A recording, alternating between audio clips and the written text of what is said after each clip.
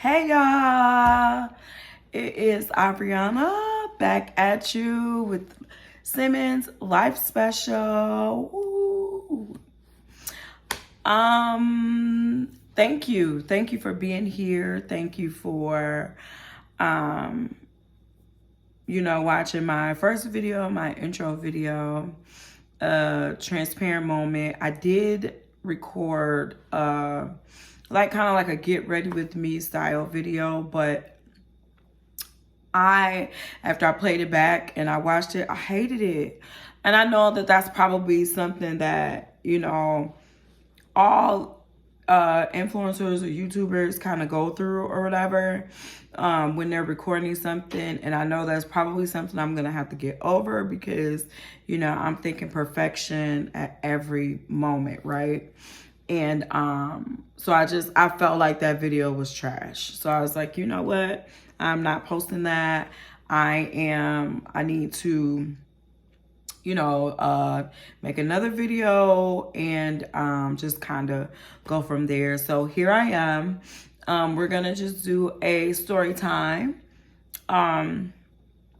So just in case you want to know, I have, as far as like my makeup, I have on Morphe foundation. It is the semi-matte formula, which that is like my absolute fave. It actually is a better one for me in particular because I'm super dry. It is a better formula for me during the summertime. It is like literally perfect because it's not a complete matte, it's a semi-matte. So it doesn't dry my skin out at all. And it's perfect because in the summertime, we sweat and so on and so forth. So during the summer month, it's usually when I wear that certain formula. But today I was like, hey, let me pull out my Morphe, I love that one. And then I just got on the L'Oreal Infallible Concealer, which is another drugstore banger. It's completely full coverage. I think I've got on, I know I have on a Wet n Wild highlighter. I've got Juvia's Place blush, and then I've got Juvia's Place contour.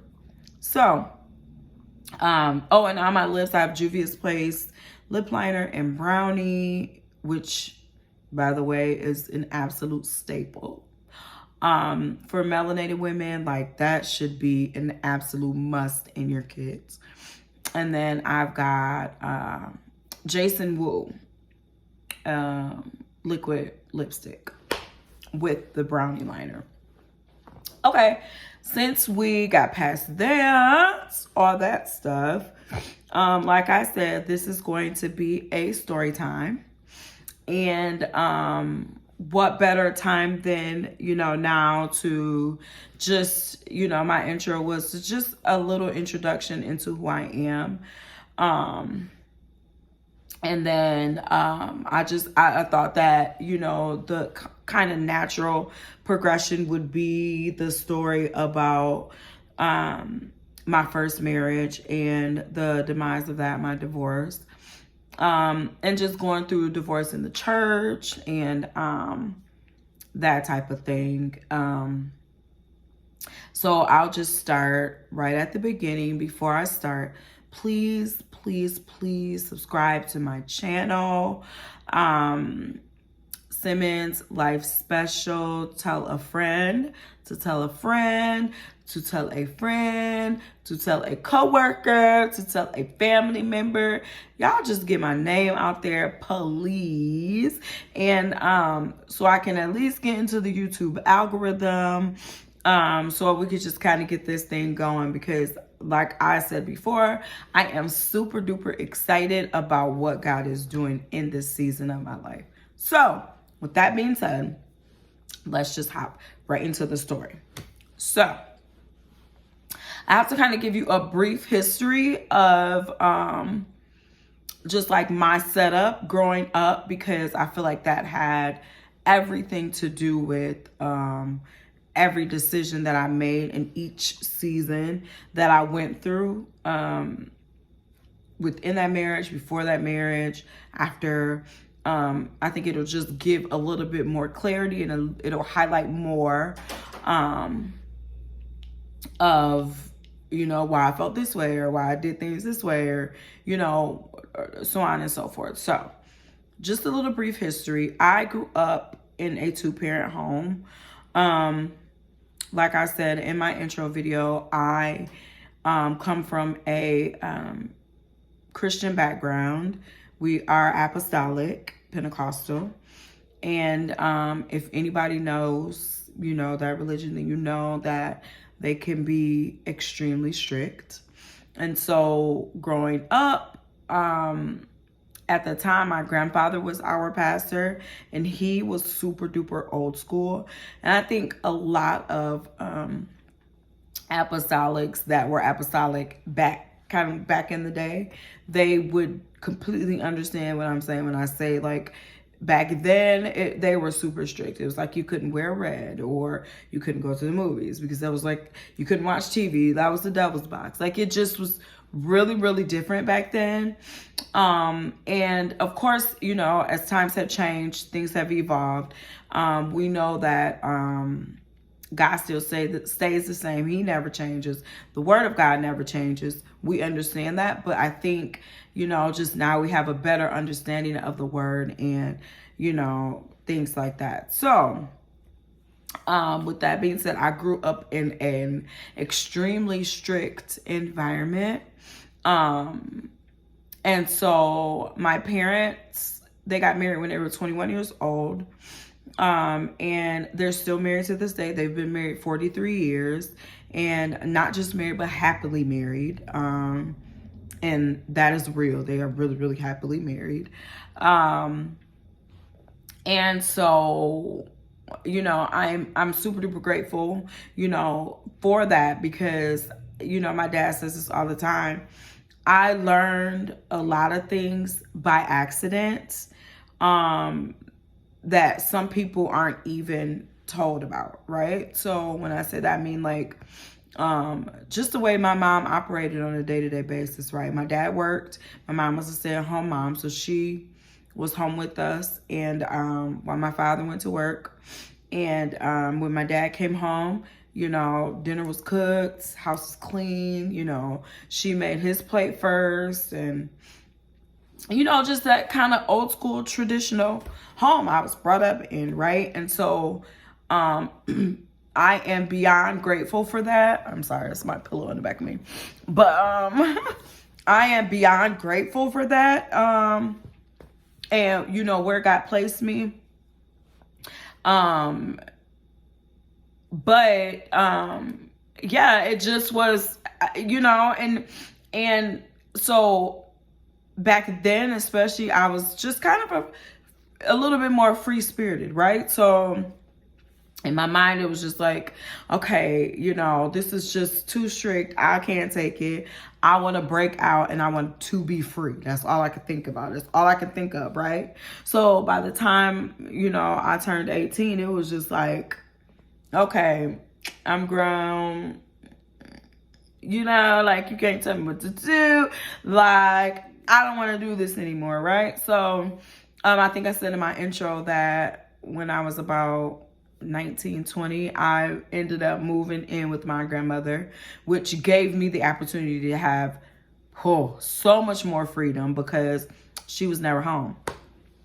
And so yeah, it just gave me the opportunity to have so much more freedom. And then I think it is important to know too, during that time, because all I could see was I wanted to be free. At that time, I did not appreciate, like I should have, you know, my parents and the things that they were trying to essentially protect me from, right? Because at the time, I didn't see it like that. All I seen was what I wanted to see then, you know? And I was not mature enough to think, you know, future. And, you know, you make decisions.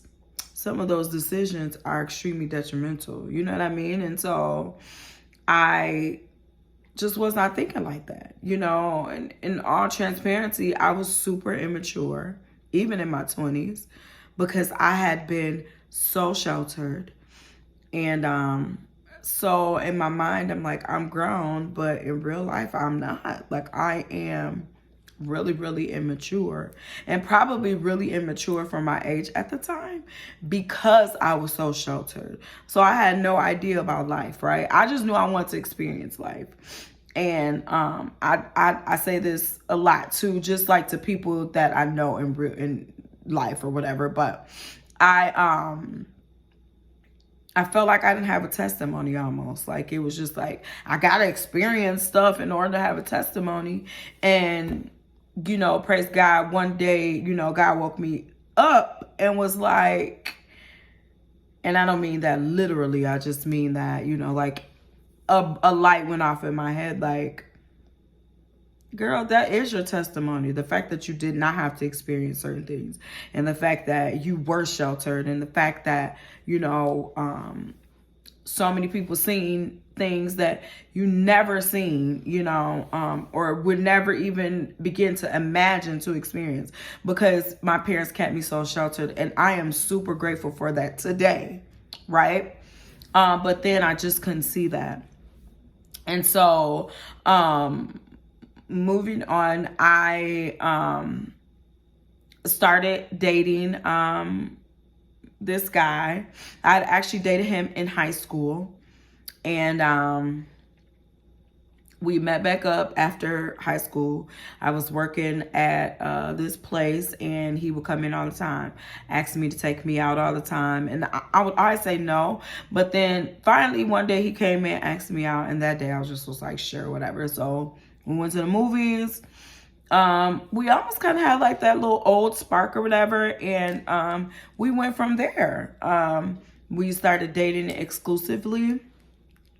And probably about 2 years into our relationship, he asked me to marry him.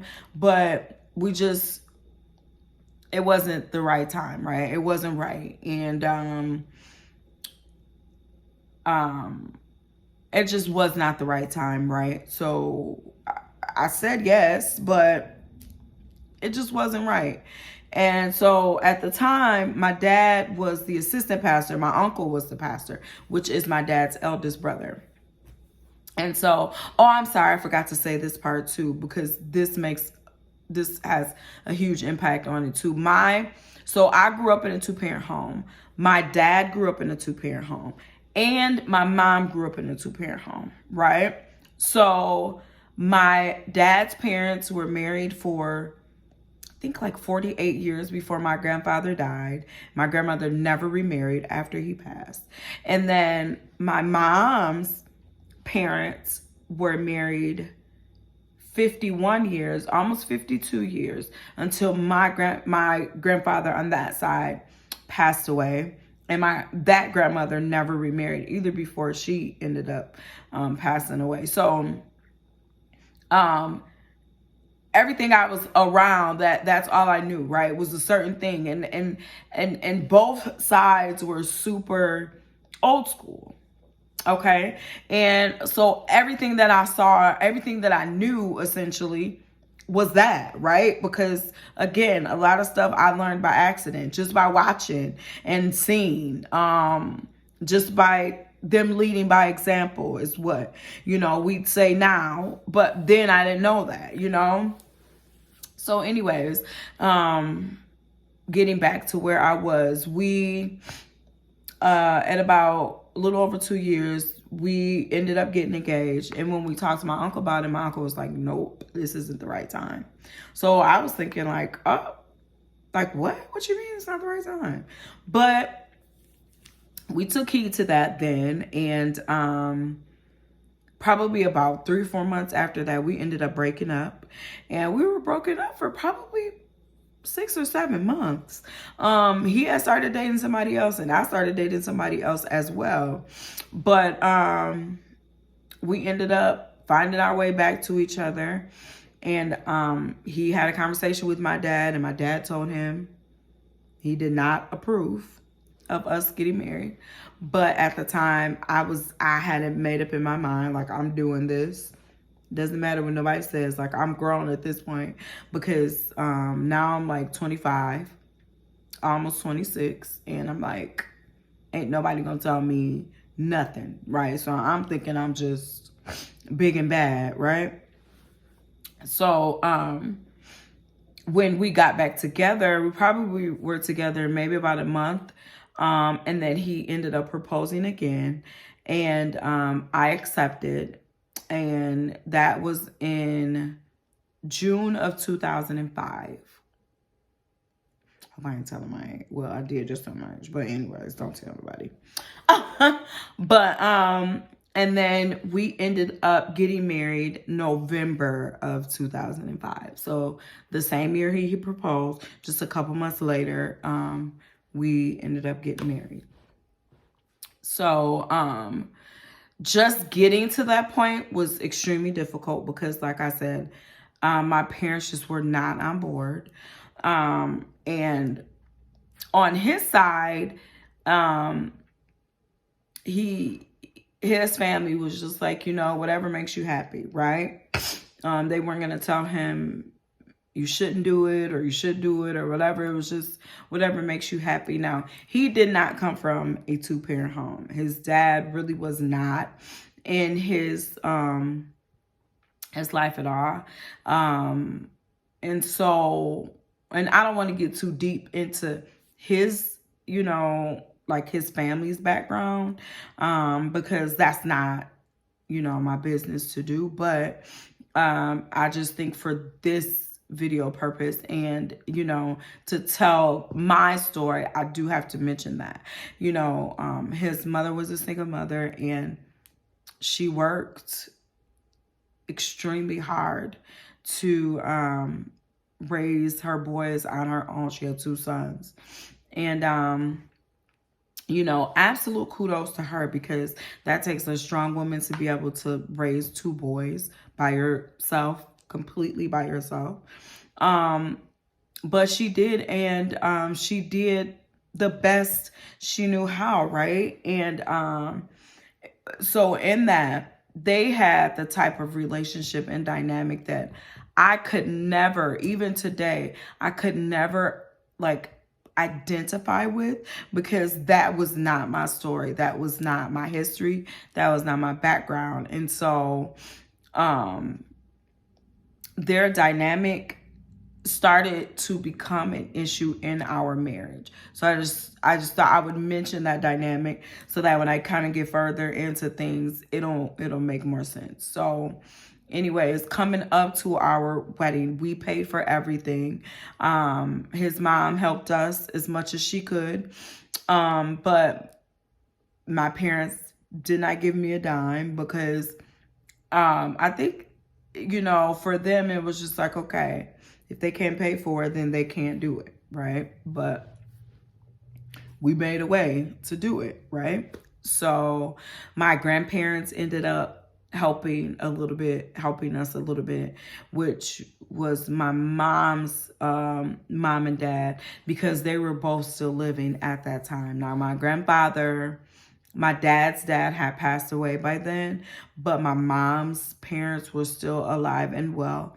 And I almost was going to have my grandpa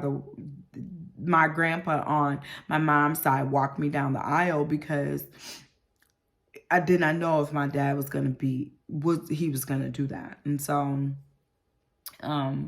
we had our wedding, and my dad walked me down the aisle, but it was very obvious that he was hurt and disappointed.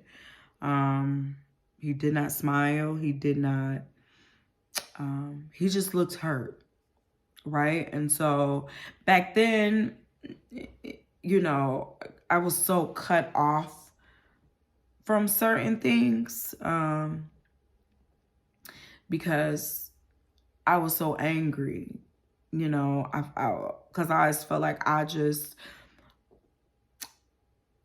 at the time, them sheltering me and them trying to cover me and make sure that I was okay and that I didn't make, horrible, detrimental decisions. I obviously know now that they did that just because they didn't want to see me go through the hurt that I eventually went through. They did not want to see me go through the things that I went through, right? Because they were mature enough to see further down the line. They seen further than what I did. And but at the time, to me, that felt like they were holding me back. They would never let me do anything. So it read to me like, you can't love me because you're just trying to hold me back. That's not love. How can you tell me you love me, but you don't never want to let me do anything? You don't never want to, and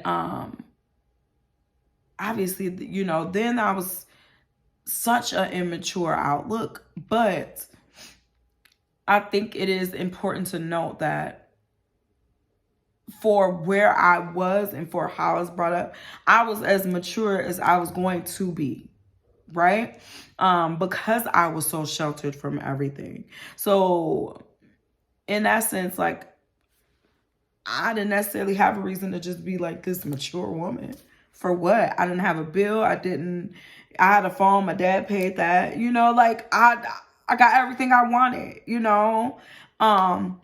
and so unfortunately at that time, his actions read to me like he didn't love me. Right? So I didn't see that as hurt. I just seen that as just something else he was doing to try to ruin my life. And obviously now I know better, and it breaks my heart now. But I do remember why, I felt like that, right? I remember that, and I do know that was just immaturity. And so I didn't have a wedding picture where my parents are smiling. Especially my father, he looked angry the entire time. And to go from being like this major daddy's girl, because I was always a daddy's girl, and then to just go to where we were, it was just almost unbelievable, right? And so it hurt even more. It was just crazy. So 26 years old, I get married. He was 29 at the time. And we get married. And 3 days later, maybe a week later, we were not arguing. I wasn't upset with him. He wasn't upset with me. Nothing had happened. But it was just like I woke up one day and I was like, Ariana, why did you do this? Like, what did you do? What did you do? So, I'm sorry. Okay. So, I had that moment where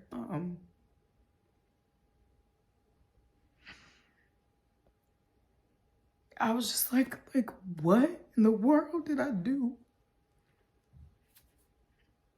He's not a bad person. It wasn't, like at that time I was in a bad situation, but I feel like I had ruined everything, In that moment, I wanted my dad, but I knew he was so angry. As I'm editing, I wanted to make sure I said this. My father would have opened his arms to me completely. But in my mind, that's what I was thinking. Okay, this is my perspective. 2007. And In 2006, my grandfather got sick, my mom's dad. And like I said, I was super close to him. And okay, I apologize. I need to go back because before then, I do need to say this, that when I made the decision to marry him at that time, I completely knew that I was marrying a man that was the complete opposite of my father. And I would actually say that to him. And it was because at the time, for me, marriage equaled freedom. For me, marriage equaled, I'm free, right? Like yes, I'm out of here. I'm not in my parents' house anymore. I'm not in their care anymore. Like, oh, yes, I can live my life. That is what, and as much as, back then, I hated that I felt like that, but I did. And I really tried to mask that. And I really tried to cover that up almost. And so yeah, I knew that I was marrying somebody that was completely opposite of my dad. Like my dad used to challenge me. I hated that. It was just, it was, I hated it. And my ex, he was opposite. He didn't care, he was carefree, laid back. It was just, in my mind, it was like, yes, I most certainly at the time did not want to marry a preacher. I lived that life. My dad was a preacher, even though he was an assistant pastor at the time. Still, my grandfather was, I grew up in the pastor's family, and I wanted to live. I didn't want to do that, right? So anyway, let me get back to where I was. 2007, 2006, my grandfather was diagnosed with leukemia. And I was extremely close to my grandfather at the time. And so he did chemotherapy, came through it really well, especially for his age at the time. And he did really good for a while, and then it came back.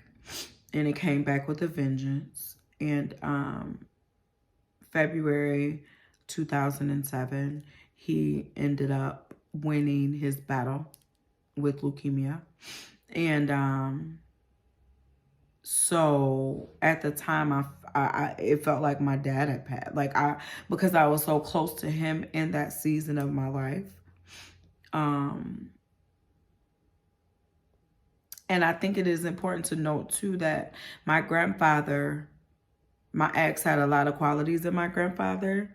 And because my grandfather was super carefree. Just really chill. And my ex was like that too, right? So, I think that makes sense too, because I was closer to my grandfather at the time. So then I ended up somebody kind of like him, right? So anyways, he ended up passing away. And when he passed away, that opened my eyes. And I went to my father. We had the tough conversation. And we got back on the right terms, right? So what started to happen was my dad, obviously, he accepted my ex. That was his son, right? Over time, time heals. And so they were close. They were, that was his son, right? He supported him. He supported us, he supported our marriage. He welcomed him, you know, like family. And so it turned into the ideal situation, you would think, right? But the closer I got back with my father, the more our situation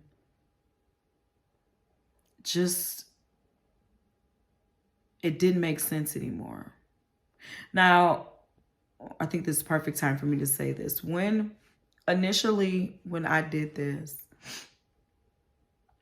I did not marry him because I was head over heels in love. I married him because, like I said, I wanted to be free. I married him because I was ready to be married and ready to have a family. I come from a Christian background, so let's just be clear, you know, we're supposed to be celibate until we're married, right? We're not supposed to have sex outside of marriage. And so 100% on it, I wanted to have sex, right? So that equaled marriage. And I felt like at the time he would be faithful to me. He would be a good father. And I think, well, I know I expected things from him that he was not even prepared for or prepared to do or be. And so I don't think either one of us were wrong in that, because you have to understand, when you come from an whatever environment you come from, it determines your thought processes, and, you know, how you view things, how you do things, how life goes, right? And so he didn't grow up the way I did. I grew up in a 2-parent home. He did not. So without me even saying this to him, I just expected him to be like that. He's a man, so he should automatically be a man. You know what I mean? Like, that's how I thought in the back of my mind. And I wasn't even mature enough at the time to actually like vocalize that. But it was there. I expected it. And the reality was that that wasn't even fair to expect from him, because in all honesty, neither one of us knew how to be in a marriage. I only knew what I seen, but when you're married, you know that you have to make your marriage your own. So I just knew what I seen. But what I seen and what he seen was two completely different things. And so I expected him to be like what I seen. And he expected me to be like what he seen. You get what I'm saying? So I expected him to be the man. I expected him to provide and take care of his family and to do all these things. But he didn't have that growing up. His mother did that for him. His mother was the provider. His mother was the protector. His mother was the covering. You know what I mean? And so he expected that from me. You know what I mean? And so neither one of us was mature enough to say, okay, that alone, it puts us at odds. That alone makes us be, you know, And not to say that because, you come from this environment or I come from this environment, I'm better or you're better or whatever. I am not saying that at all. But what I am saying is we just were not mature enough to actually even vocalize that, number one. And we were not mature enough to even understand that naturally, that is how we thought things should go, right? And we had conversations about our relationship, our marriage, what we wanted that to look like, how we wanted that. But again, when you learn things by accident, like I said in the beginning, those are the things that that stick with you. Those are the things that when things start to get comfortable in a relationship, those are the things that you innately just do. So I'll use one thing as an example. Because my mom always, if she needed to go somewhere, or if she, wanted to do anything, she would always say, honey, is it okay if I go here? Honey, is it okay if I do this? Whatever, right? So naturally, that's what I started doing when I got married. Naturally, I would be like, honey, do you care if I go here? Honey, do you care if I do this? Honey, do you care? Finally, one day he was like, I'm sorry, but my throat got dry. Finally, he was like, you don't gotta ask me to do nothing. You grown. Whatever you want to do, you just do it. Unfortunately, that was the wrong thing to tell me. But at the time, he didn't know that. And in all honesty, I didn't either. So anyway, we just, because we had such different outlooks, like we would have an argument. And because every time he's seen somebody argue, in his world, things were over, right? It was done. That was it. That was the end. Whereas in my world, if I ever heard my parents argue, which was very rare, it wasn't a deal breaker. I'll say that. So in my mind, that was just like the furthest thing from my mind. But every time he and I would have a disagreement, it would just be like, in his mind, that's it.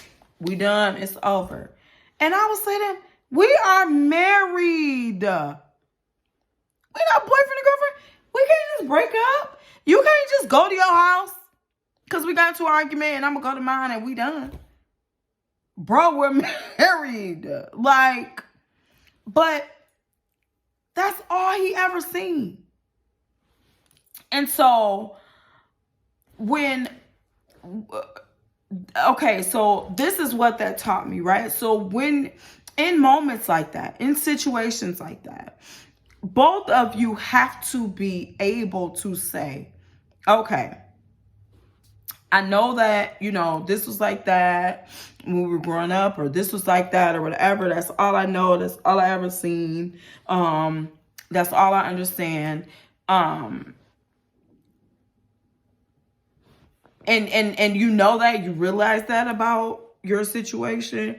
You both have to say, okay, we need to make a change. We have to actively seek to do better, because just because that was your story does not have to be the rest of your story. It doesn't have to be your future. You can grow from that and change on both of our ends, right? But we were both way too immature to actually see that. And so the closer I got with my father, the more my mind started almost like having this full circle moment, right?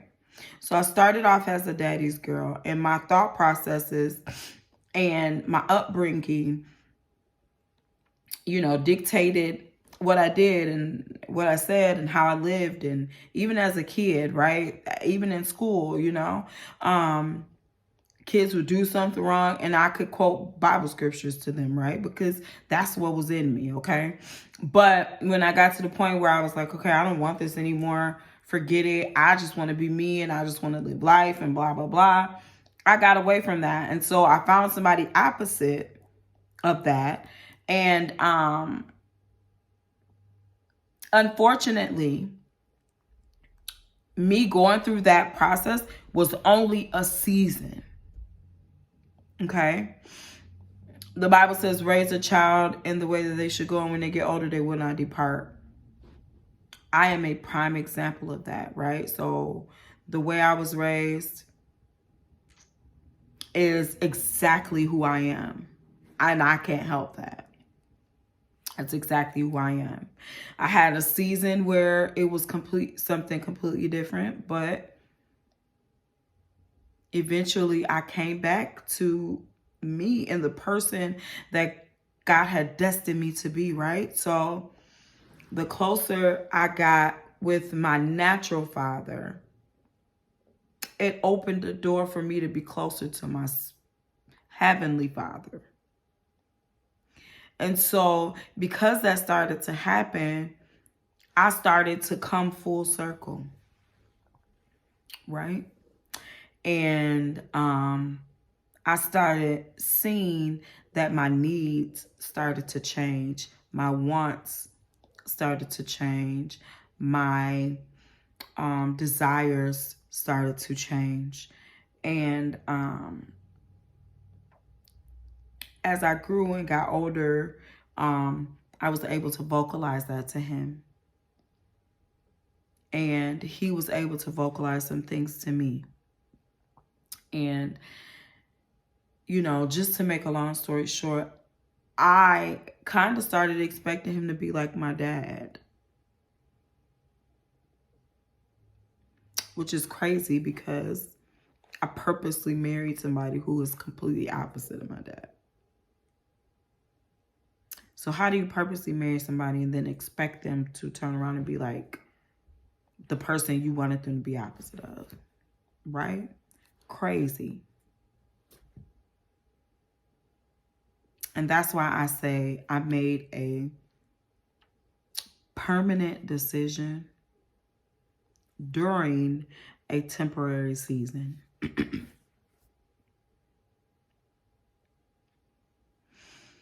And so when I came full circle and I realized that, I started asking God to help me.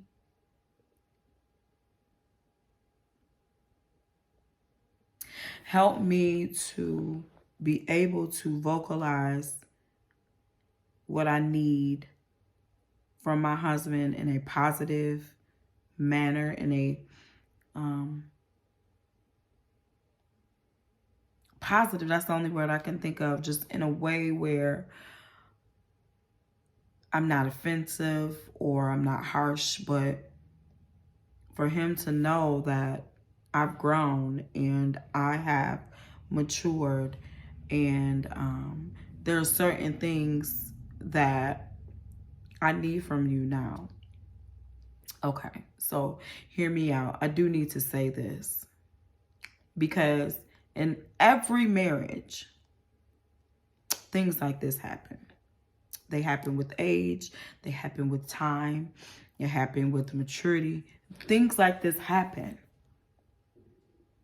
Your needs and your every age or every milestone, your needs and your wants, your desires change.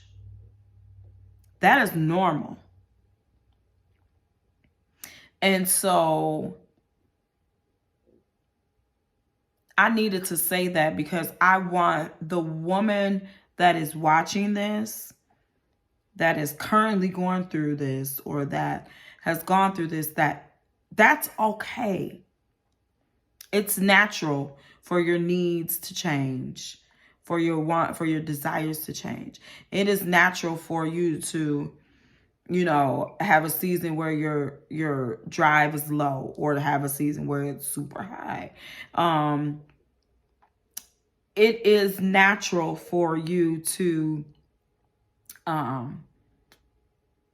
let's just say you know, as women, we like a woman that's had a hysterectomy. Her whole chemistry in her body is going to change. So if she's married, the man she's married to, if he loves her, and if you want to keep your marriage, then you have to change with that, right? But both parties have to be mature enough to understand that, to see that, to grasp that, and to be willing to be that and to do that for each other. Same with the man. You know, men go through things. They go through menopause, you know, and or they you know, we always want to say middle-age crises or whatever, but it's not a crisis. They go through changes too, right? And so us as wives, we have to be able to say, okay, I gotta flow with that. I gotta change with that, right? And we do it because we love our spouses. And so when I started to experience that change, I would say to him, you know, like, spend some more time with my dad. Because in the back of my mind, I'm like, okay, the more time he spends with my dad, the more my dad's going to rub off on him. Right? I'm like, that's going to rub off on him, and we're going to be good.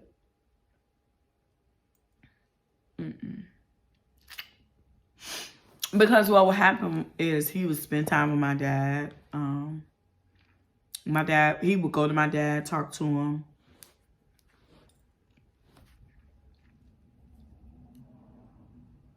Nothing would be different.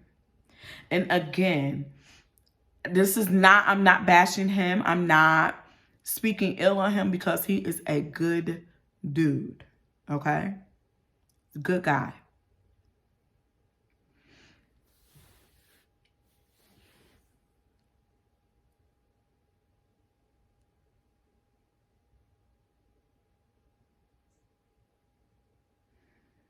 I'm sorry.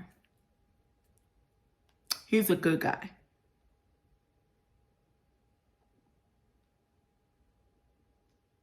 But as life went on, both of our needs and our desires changed.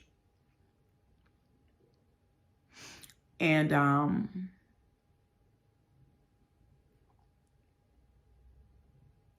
we unfortunately grew apart. In 2013, I started my weight loss journey. And before I started my weight loss journey, my last weigh-in, I weighed 308 pounds. And so we had our first son, and he was just about to be 1 year old. He was like 11 months. And I was like, okay, I have to make a change, right? Because I'm not going to be able to run after him. He's going to run, jump, go crazy. Kids like to run off. I'll never be able to catch him, you know? And so I made up in my mind, okay, I'm going to lose weight. Thank God I'm 141 pounds lighter. Praise God. So going through that weight loss, it shifted us even more. And so instead of us, you know, kind of doing this but coming back together, we just did. I just wanted to quickly insert the fact that during that time, he was starting to tell me that he was absolutely not in love with me anymore. Stuff started, so that was putting more of a strain. People try to, because I think when you go through things, especially in the church sometimes, unfortunately, people try to, they got to figure out, you know, something. And because I'm the pastor's daughter, I'm the bishop's daughter, I had to be the one that was the wrong, right? So she loses weight and now she's too fine for him, or she loses, and it's just like, no, never. It took me 4 years to lose that amount of weight. I was still with him those 4 years. And then what? So 13, 14, 15, 16, 17. 2 more years after that. So 7 years after, you know what I mean? Like, no, that wasn't it. And so unfortunately, because we were growing apart, we started seeking what we needed in other places. And I'm just going to say we, because I don't want to put the blame on anybody. But, you know, outside relationships. And at that point, it's just like, okay, it's just too much, right? So in 2018, no, 2019, I apologize. It was 2018. It was the end of 2018. I went and filed for divorce at my local county building. And I had that paperwork. I brought it home and I put it in my drawer, in the back of my drawer, and I left it there. Because I was like, now, in all transparency, for women, I think before we actually leave, we've already left and been gone a minute, right? Mentally, right?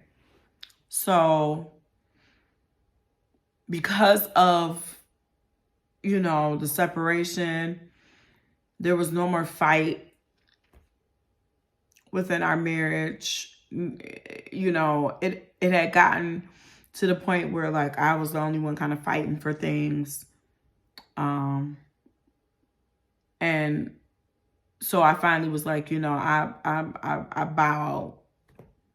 You know, if you want me and you want this marriage, then you're going to have to put something into it, because I'm not doing it anymore.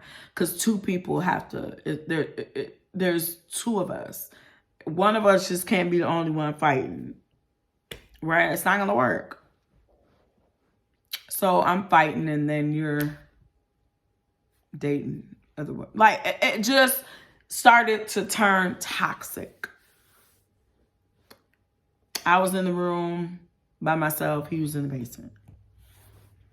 So I filed. And God's honest truth, my reason for filing was because I was like, if he sees this is going to scare him enough to where he's going to be like, okay, you know what? I gotta do what I gotta do. I have to, because I'm not gonna lose my family. I'm not gonna lose my wife. I'm not my children. Like, I'm not going to. So that was my thought process. Like, it'll scare him into. So I had those papers, put them in my drawer, back of my drawer, closed my drawer. A month later, we have an argument. And in the middle of the argument, I say, you know what? Go to my drawer and I get that paperwork. And I say, here. He looks at it. He's like, so you filed for divorce? Yep. Sure did. Because we argued and now I'm mad. So I'm like, whatever. Yep, I did. And I felt horrible at first when I did that, because I was like, that was just the wrong way to do that, right? So after the next day, okay, so the next day we had a conversation, and I apologized. I said I shouldn't have never did it like that. I said, but I'm hoping and praying that this is the wake-up call that we need. That you seeing this is like, okay, you know what? Things have to change. We have to, do what we got to do, because at this time we had all three of our boys, and I'm like, I'm just praying that this will wake you up. He was like, it did. I'm sorry. I'm gonna fight.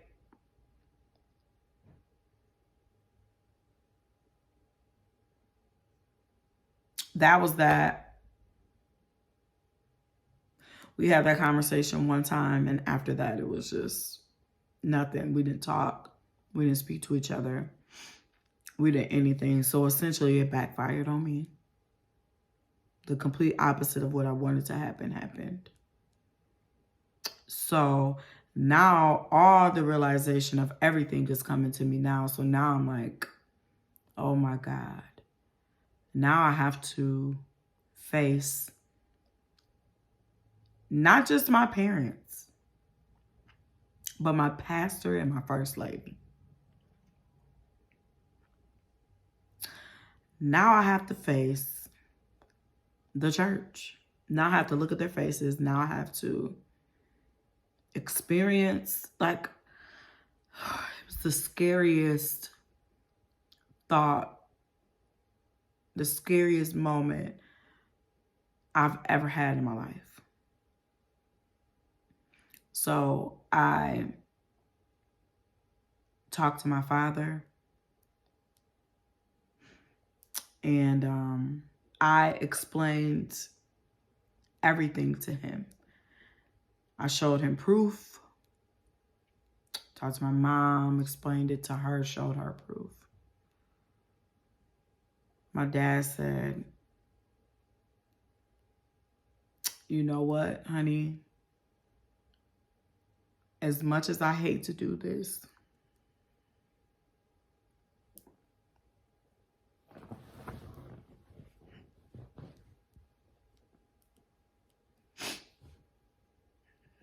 I'm gonna have to sit you down for my church people that are watching this. You know what sit down means.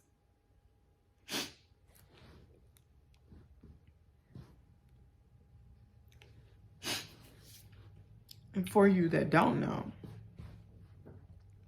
being sat down means basically like you're silenced.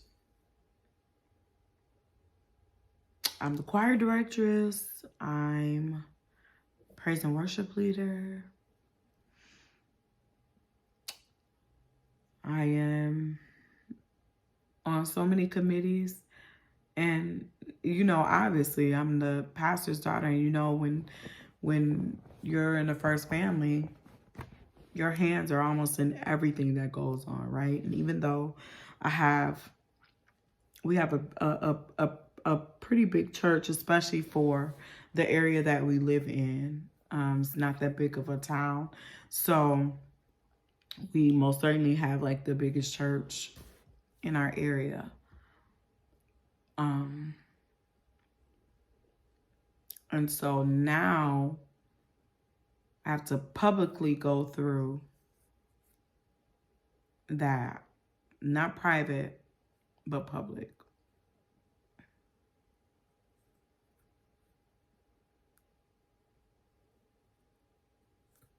And I wasn't upset like with my dad, because he only did what he had to do. Because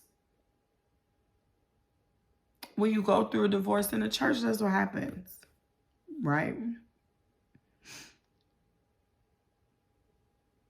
And, when you're the pastor's kid, you already have, it's like a big stigma. You can't breathe anyway without people saying stuff about you, making up stories about you or whatever, right? So,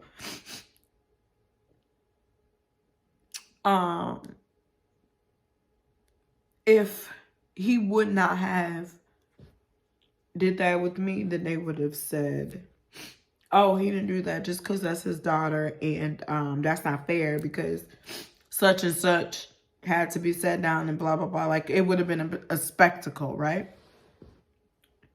And I knew it. I knew it because that was part of the reason why it took me so long to just do anything anyway, because I just didn't want to put my family through that shame. I didn't want to go through that shame. Public, I just didn't want to do it, right? So,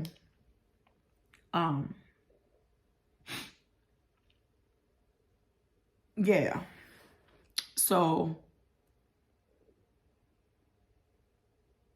it was hurtful because people that I thought had my back, or that I thought genuinely loved me, that I thought genuinely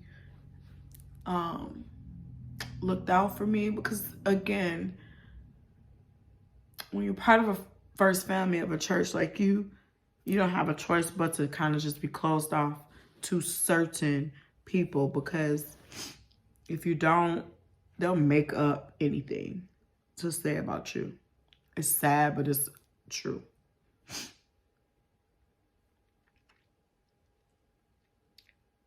You can't be yourself around everybody because you just can't.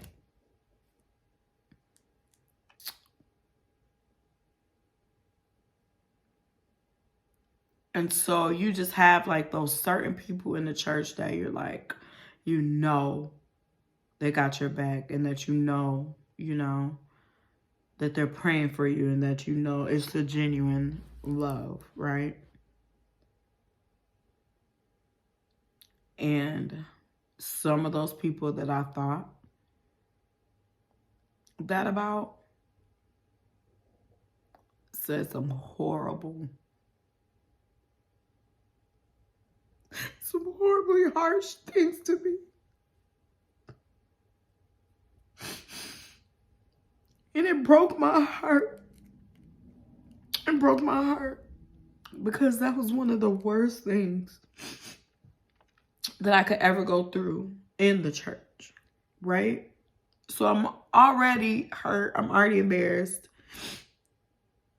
I'm already feeling bad. I'm already hard on myself. I'm already trying to transition my children. It's already a weight. It's already a burden. It's already heavy enough, right? Because I got 3 small kids that I'm responsible for now by myself. I got 3 boys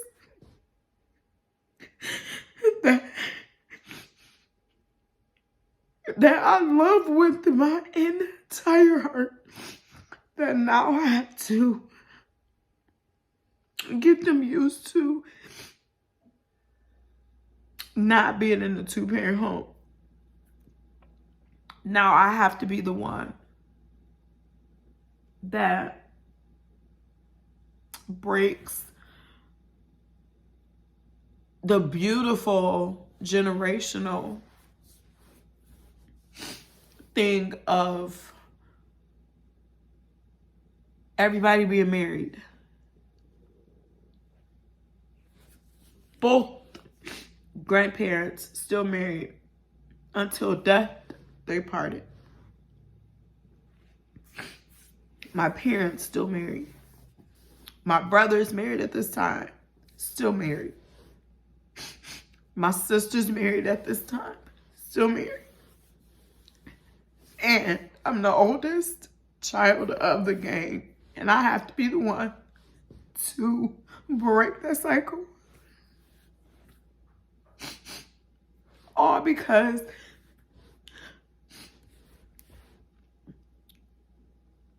I made a permanent decision in a temporary season.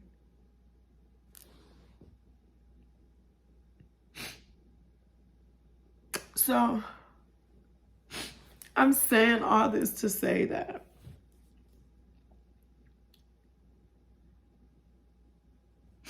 although I made that decision, God is still God. And God is still on the throne. And here's the best part of it all. God is still good. God is still awesome. God is still amazing. God is still the center of marriages. God is still the glue that keeps marriages together. God is still amazing. In spite of all of it, He is still God at the end of the day. And what's even better is God didn't throw me away. People said whatever they wanted to say about me, and it hurt. It most certainly hurt it. But guess what? God still loves and loved me through it. God's seen me through it. He's seen me through my hurt. He's seen me through my pain. And He gave me another chance. And He allowed me to go through this so that now, today, I can sit here and talk to you and let you know that there will be glory after this. After your storm season, you will be happy again. You will smile again. You will enjoy life again. You will feel happy and whole again. I promise you. I went through this, and in spite of people saying whatever they had to say about me, I never missed church. I still went. Even though everybody knows, I sing, right? Everybody. So, but I couldn't. But I still was there. And I still supported who did sing. I still stayed faithful in the midst of that. And there is nothing in this world that will ever make me believe or think that God did not see that and God will not honor that. And you ask me how I know. How do you know, Ariana? Because in turn,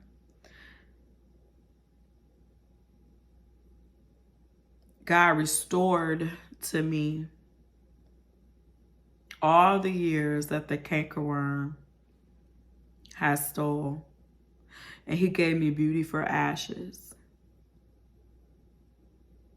He gave me and allowed the man that was supposed to find me. But He allowed me to go through what I went through so that I would be ready for the man that I was supposed to be with. He allowed me to go through the situation so that I would mature enough to be in the place that I am today. He allowed me to go through that so that I could experience that, testify of that experience, and help the next person. He allowed me to go through that because I needed that experience to get to the Ariana you see today, right now, sitting before you. I wouldn't have gotten here without that. He allowed me to experience that, because now I have the 3 most amazing little boys in the entire world.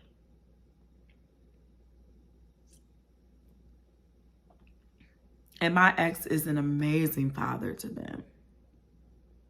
They adore him. And I'm so grateful for that, because he is the complete opposite of what his father was to him, to our children. He does not skip a beat. He doesn't miss a football game. He doesn't miss a football practice. He doesn't miss a beat when it comes to them. And I'm so grateful for that. I'm so grateful for where I am today, because even if I wasn't married yet or remarried yet, or even if that wasn't even in the plan for me, right? That wasn't the plan for me to be remarried or whatever. Like, I would still be okay. I would still be happy. I would still be whole, because before my husband now, I was happy. I was whole. I was thriving. My children were thriving. Even during COVID, you know, COVID afforded us an opportunity for my children and I to get even closer, because now they weren't going to school. Now we had to do that from home. So we were together 24/7. And that just gave me, you know, the time to be able to transition them effectively, and to mend, you know, every hurt, and whatever I couldn't do, pray about it, and, you know, allow God to give me what I needed to help them, or allow God to help them. And some amazing things happened. And it got us here today, right now. It got me to who I am today. And that is Ariana Burrell Simmons. And I'm so grateful. Today, I'm so grateful. I'm so grateful. And I promise that you will get to that point too. You will experience that happiness too. You will be okay. You will be okay.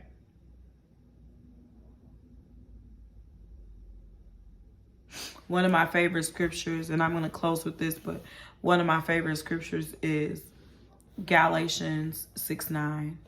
And let us be not weary in well doing, for in due season we shall reap if we faint not. And that's the King James Version. And that's just letting us know that as long as we continue to be faithful, as long as we continue to do the right thing, as long as we continue to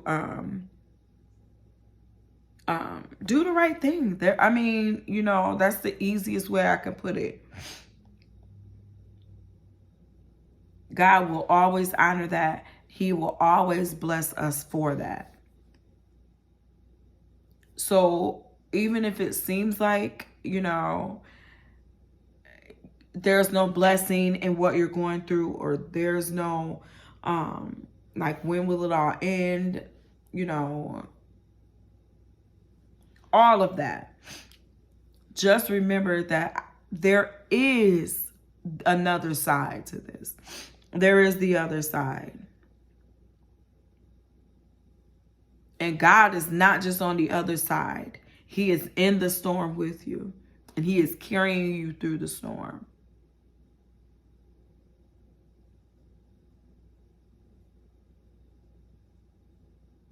So for you ladies or gentlemen or whoever is watching this, just know that you can experience happiness too.